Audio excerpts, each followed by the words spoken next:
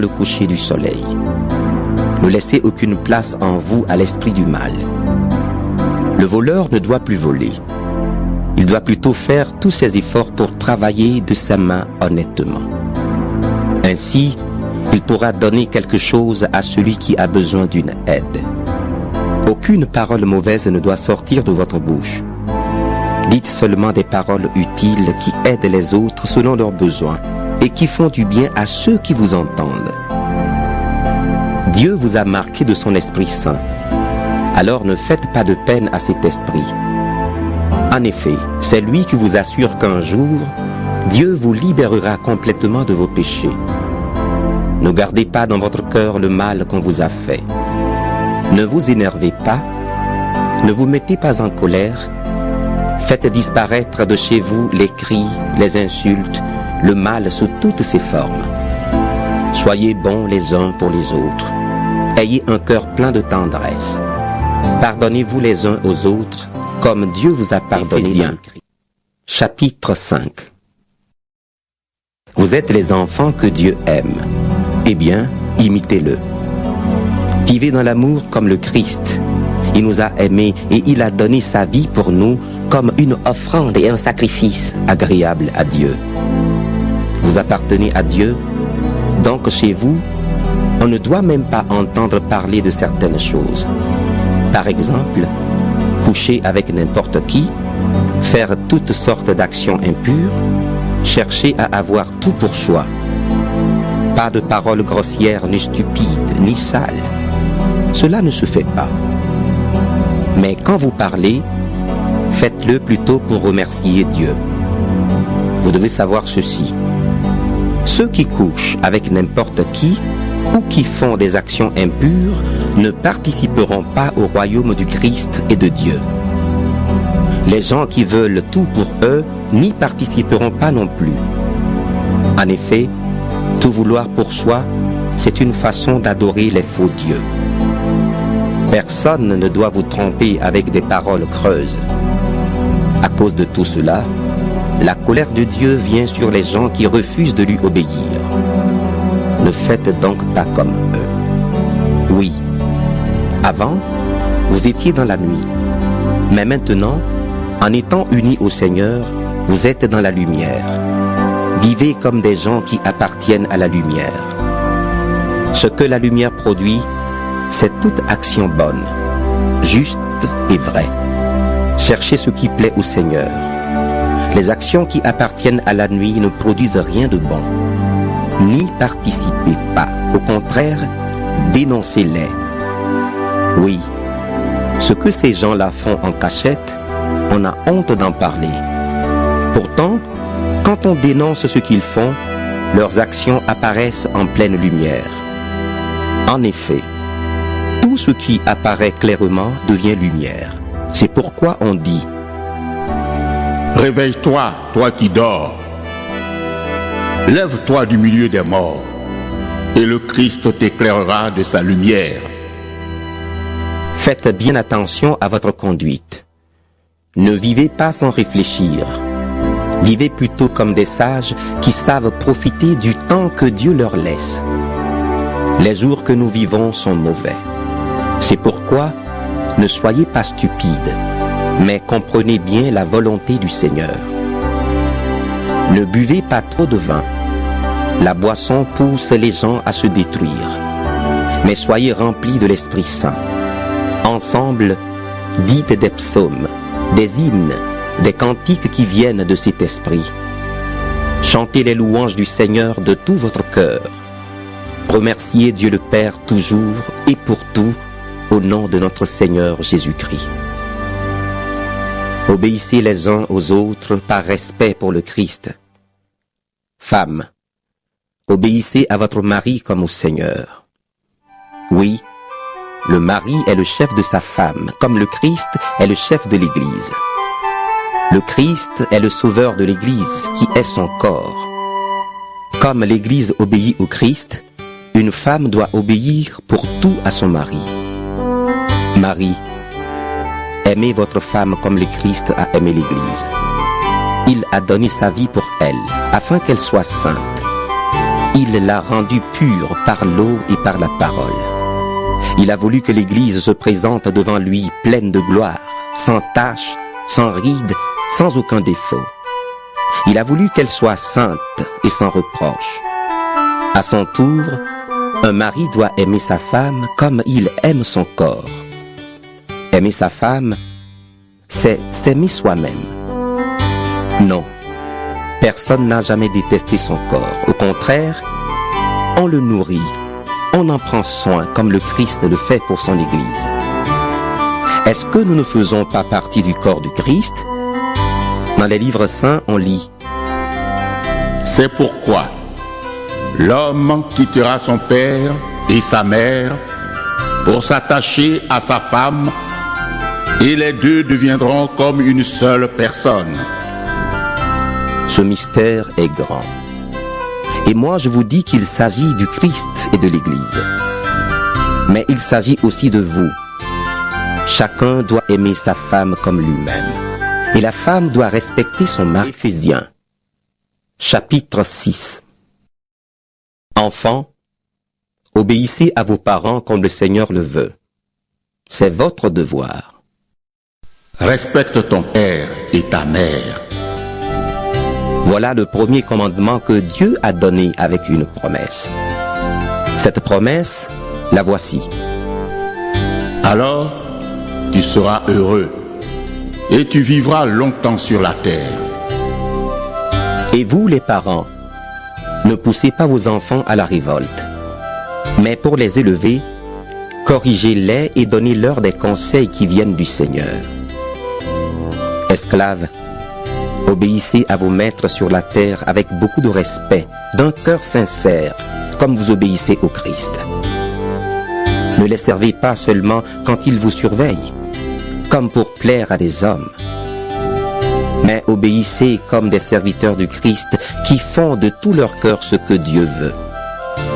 Servez vos maîtres de bon cœur, comme si vous serviez le Seigneur, et non des hommes.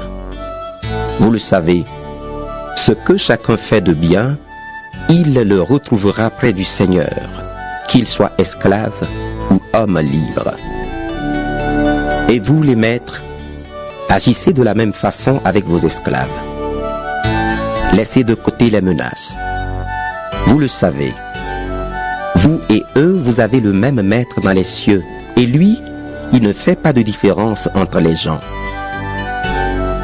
Enfin, devenez forts avec la force très puissante du Seigneur. Prenez avec vous toutes les armes de Dieu pour pouvoir résister au piège de l'esprit du mal. Non, ce n'est pas contre des êtres humains que nous devons lutter, mais c'est contre des forces très puissantes qui ont autorité et pouvoir. Nous devons lutter contre les puissances qui dirigent le monde de la nuit, contre les esprits mauvais qui habitent entre le ciel et la terre. C'est pourquoi prenez toutes les armes de Dieu. Ainsi, dans les mauvais jours, vous pourrez résister et après avoir bien lutté, vous resterez debout. Alors, debout, prenez la vérité comme ceinture. Mettez la justice comme vêtement de combat. Prenez comme sandale l'ardeur pour annoncer la bonne nouvelle de la paix. Toujours et partout, prenez le bouclier de la foi. Avec lui, vous pourrez éteindre les flèches brûlantes de l'esprit du mal. Recevez aussi le casque du salut et l'épée de l'Esprit Saint, c'est-à-dire la parole de Dieu. Priez sans cesse. Faites toutes vos prières et vos demandes par l'Esprit Saint. Soyez bien attentifs et priez toujours fidèlement pour tous les chrétiens.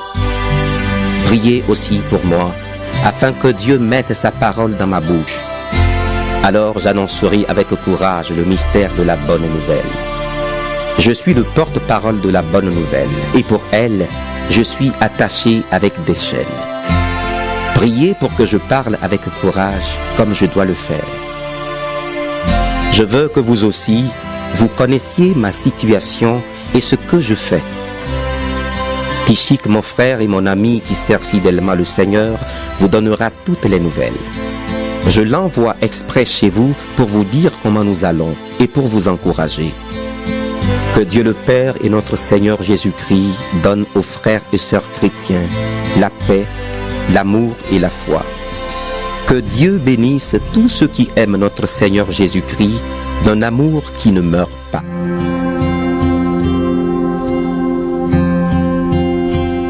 Envoie ton Esprit Saint, ton feu d'amour divin, déploie ton cœur et viens nous sauver. Délivre-nous délivre-nous de tout ce qui refuse en nous de t'aimer. Du sang de ton agneau, déversons-nous le flot des abondantes eaux de ton pardon. Viens inonder nos vies, restaure-nous, guéris ton Église.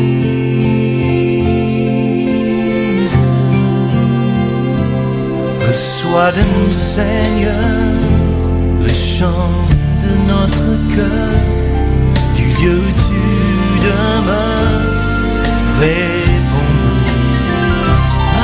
Plus d'amour encore, plus puissant et plus fort, viens sanctifier ton corps par nous. Du sang de ton agneau, déversons-nous le flot des abondantes eaux de ton pardon. Viens inonder nos vies, restaure-nous, guéris notre monde.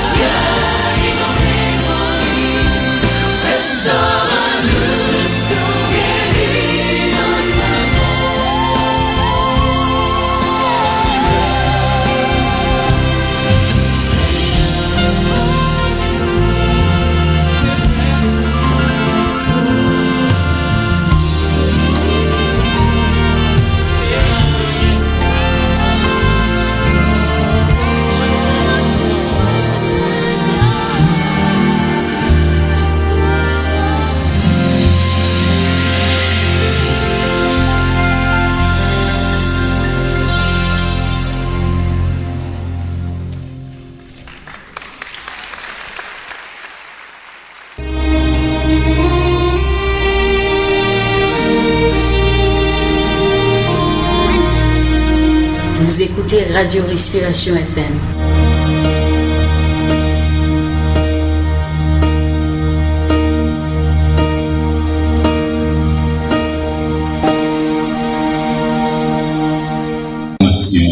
Et le collège aussi rappelle que la Caisse populaire Coquelin est son sponsor officiel. L'école du dimanche porte à la connaissance de tous les moniteurs, de toutes les monitrices et de tous les étudiants, de toutes les étudiantes et de chaque fidèle de l'église qu'elle organise une journée d'évangélisation ce jeudi 19 juin à 7h30 à 2h de l'après-midi. Cette journée d'évangélisation commencera à 7h30 par une séance de prière à l'auditorium de l'église, suivie de la formation des équipes et la sortie à 9h.